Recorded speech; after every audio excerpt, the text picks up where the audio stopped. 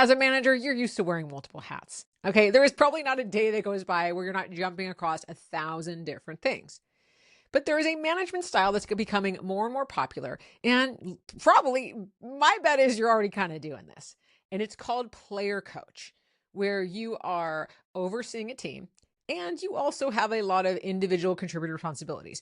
Now, this is going to show up whether you're a business owner that's also deep in the weeds on a number of roles, or managing in the corporate world, where you have quite a bit of maybe your previous responsibilities before you took on the role of manager or something like that. But this is something that when we don't get it right, what happens is we just do player. We forget to coach. And that is at the expense of our team members. They then don't have a manager. They then their work starts suffering. And you actually put a ceiling on your own growth as a leader. So we are talking about this on the show, how to really maximize this player coach dynamic so that it is a win-win, not a lose-lose.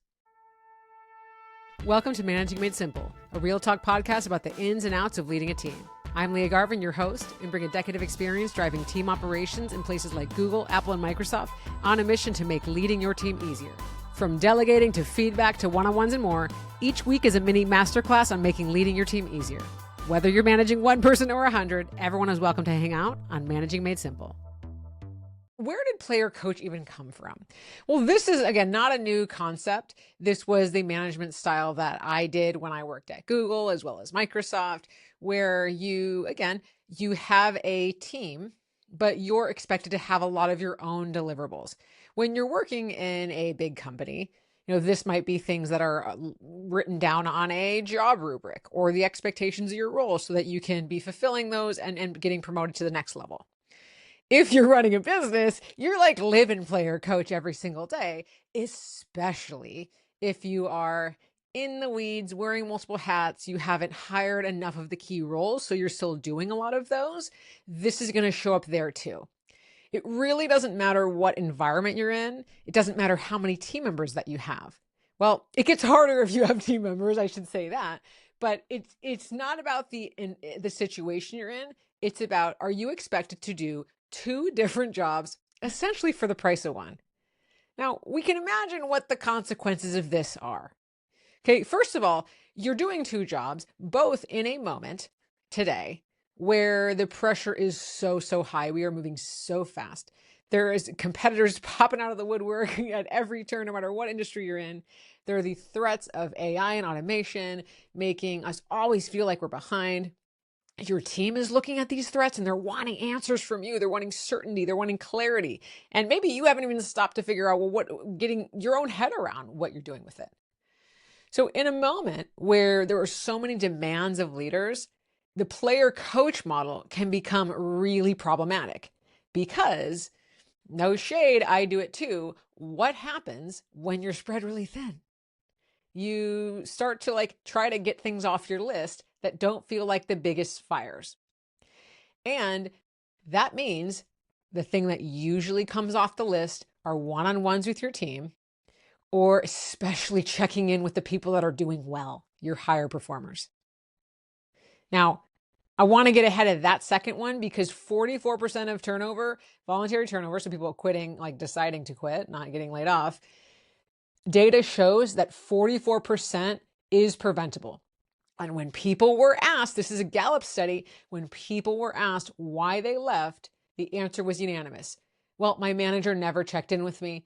I didn't know that there was a career path for me. I was doing well, but, I didn't get anything from my manager. So I share that because if you're spread too thin as this player coach and you're trying to do all your player stuff because it's more familiar, because it's what you're used to doing, because it gives you a bunch of boxes to check off and you can have a sense of completion, because the player work is where all the fire drills live, where the immediate ask from a VP or a customer complaint or all these things that are feel more urgent. When you're stuck in player zone, that's where you lose your high performers because they want to coach. Great employees, they want to have someone charting their path, showing them, hey, this is the plan for you. They want to be getting feedback on how they can keep getting better. They want to see what the plan is for them. They want to be recognized, not participation awards. They want to know genuinely, hey, here's where you're going well. So when you do not make time to meet with your high performers or be having your one-on-ones, this is going to be one of the immediate consequences. You're going to start losing your great people. Now, the second thing is you're actually going to put a ceiling on your own self, because the reason, if you're in corporate, you were asked to be a manager was about growth potential. And so about showing leadership, about empowering results from other people. So again, if you're ignoring all the coach stuff and you're just getting through your list, because I get it, that's where the urgent stuff comes up, then you're going to always be stuck in this rat race, right? In this hamster wheel of like getting stuff done, and you're kind of like loosely overseeing people, but it's not creating more scale in your team. Same issue if you're running a business, right? Same exact issue, just different lens. If you are always just putting out fires, you're not able to look at the strategic growth of your business, right? You actually literally do not have brain space. You don't have time in the day. So we've got to break out of this. And honestly, I'm not against the framework. I'm not against the model. I think it's actually very valuable in some ways to have an understanding of the day-to-day work. But I think right now it's being done for the wrong reasons, as a way to not hire as many people, because people are expensive. And I think the antidote for expensive people is not replacing them with automation and AI. I don't think that. I think the antidote for expensive people is to unlocking the places that's making them slow. I think it's systems, and you know that because you're a listener of the show. But that's not what we're talking about today. I'm just sharing. I think the player coach model has value, but right now, I think if you are thinking about how to structure hiring a manager, and you're like, oh, this is great because I can have them doing like half their old job while overseeing other people, you've got to set it up from the right way. Because all these issues I'm talking about right now, where you could lose your high performers, you could cap your growth, and obviously the lower performers are already struggling, right? That goes without saying. Those things are what shows up when we haven't set it up right. Okay. Now, if you're in this situation and it wasn't really on your shoulders to set up this dynamic, I get it. Okay. So I'm not saying go to upper management and be like, I want to reset this. This is a mindset for how you fix this. Okay. We're going to get out of this stuck point right now. So to break out of the player coach, it's truly a time management, time prioritization exercise. That is the biggest thing, because that is what, I wouldn't say you have like full control over your time, but it has become ruthless about how do you prioritize, how do you triage things that come in, and how are you really uplifting your team. Now, if I ended the episode right there, you'd be sitting here and saying, cool, but like if I knew how to do that, I wouldn't be stressed about this. Okay, so I'm not saying do that, but mic drop. I'm going to tell you how to do that. How do you prioritize what you should be spending time on? Honestly, say after this episode, take a look at your calendar and think, do I have regular touch points with each of my team members? A lot of you, when you're spread too thin, the one-on-ones come off the list first. What happens there is you don't have a good pulse on what's going on in your team, and so more issues come up, or people don't bring things up till it's later. So I want you, by the end of this week, today's Tuesday, or whenever you're listening, I want you in the next 72 hours to make sure that you have at least a bi-weekly, so every other week, check-in with each of your team members. That's between 15 and 30 minutes, okay? Does not have to be an hour. In fact, should not be an hour, okay?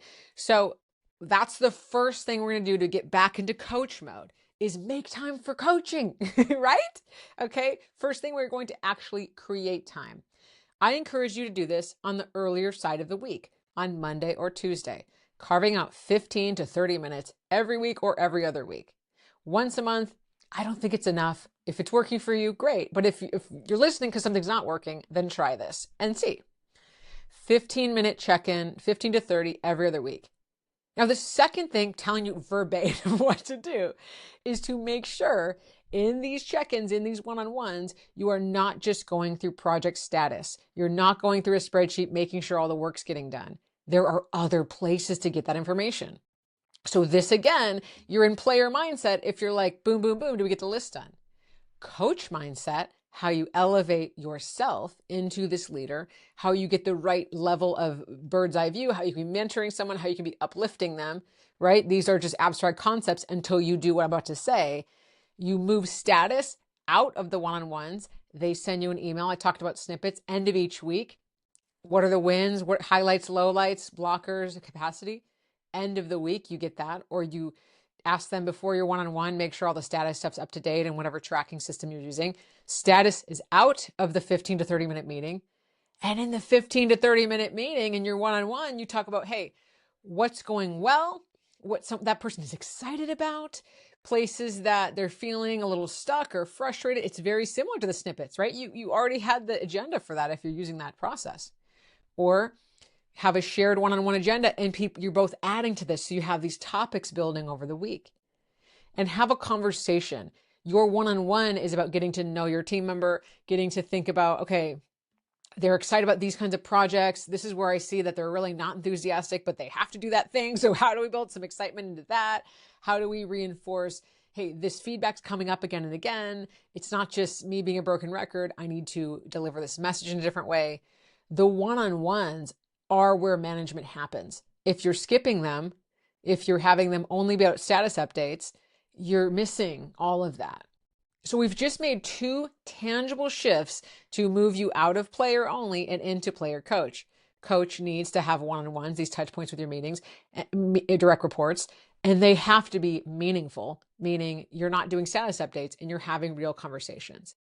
Now, the last thing, right? Well, there's a lot of things, but the last thing I'm going to talk about today to keep you in coach zone is whenever a piece of work comes across your plate, to think to yourself, should I do this, or is there someone on my team that could do this?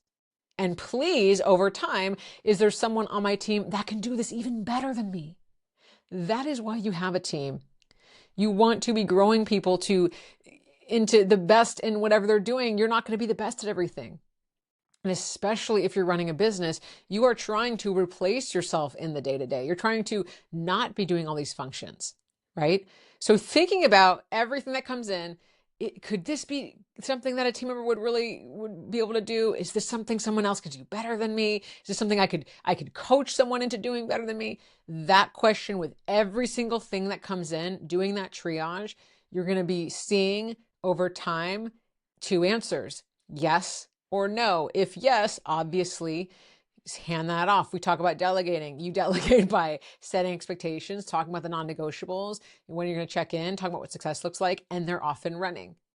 If your answer is no, every time you ask, is there someone, could there be? If the answer is no, well, you either have the wrong people on your team or they haven't been developed into being able to take more on, or there's some key roles that you need to hire for. So either of these routes give you a lot of information. And sometimes when the answer is no, or it's stuck, or you're feeling like, I can't even come up with what to delegate or hand off, the no, the stuckness is where we find a lot of clarity, because the clarity comes in the hard parts and the messy parts. So if the answer is no, and you're a middle manager in a corporation, and you feel like, oh God, I'm doing all this stuff because no, everybody's spread so thin, everybody's burned out, everybody's at capacity. Now you have a very real thing to work through around how are you load balancing work across your team? How are you responding when new work comes in? What is the triaging there? What are the conversations you're having with your own upper management at workload? There's a lot there to unpack. And if your answer is no, running a business because you don't have the right people in place, or there's some key roles you haven't hired for, what is your plan to either free up funds to hire some of these roles, to optimize internal systems? That's what I help you with, right? Implementing systems that allow you to free up time on your team or get people in the right roles. Or is it time to have some hard feedback conversations? Is there feedback that has not been said? Because that's going to get people to take on more and step up in a bigger way. All of these things that we talked today are how you move from player only to coach. And yeah, there's going to be things if you are in a player coach and you have some individual responsibilities to be doing, that you're going to be in that like individual contributor mindset. But the point today is to not do that at the expense of the coaching that is the higher impact work. Because you're never going to get out of this dynamic if you're not able to elevate your team, if you're not able to show them how to take more on, if you're not empowering them, if you're not giving them opportunities to do that. The beauty of player coach is that you can graduate out of it. Even if your organization doesn't think that, even if they didn't set it up, even if they say managing is always player coach. Like I know at Anthropic, at OpenAI, at a lot of tech companies, it's like player coach because they really do want people to do two jobs for the price of one. Well, you can still graduate out of that and create more space by doing the things we talked about, by not just running around like a chicken with your head cut off because you're so busy, but by stopping and thinking, I have a team. How am I going to leverage them? Not taking advantage of them, not burn them out, leverage them. And you have no idea how to leverage people if you're not talking to them. If you're not learning about what their skills and superpowers are, if you're not learning about their weaknesses, if you're not giving them opportunities to try to take something on and seeing if they succeed or fail, that's what keeps you stuck. And the more spread thin you are, the more you forget this. I get it. It's hard, right? But this is where you unlock all of the potential. Okay. So how do we shift into coach, not just player? Everything that I talked about today. This is something I train managers with all the time. And especially in my one-on-one advisory sessions, this is what we really try to tease apart, what we unstick you, what we give you a concrete plan for the kinds of conversations, what you should be delegating, how you truly set this dynamic up. No matter what has been given to you from the top down, you have full control into making these shifts. And I'm here to support you every step of the way. If you want to learn more about advisory or manager training or how to fix this situation, reach out, liagarvin.com/contact. We can talk through options there.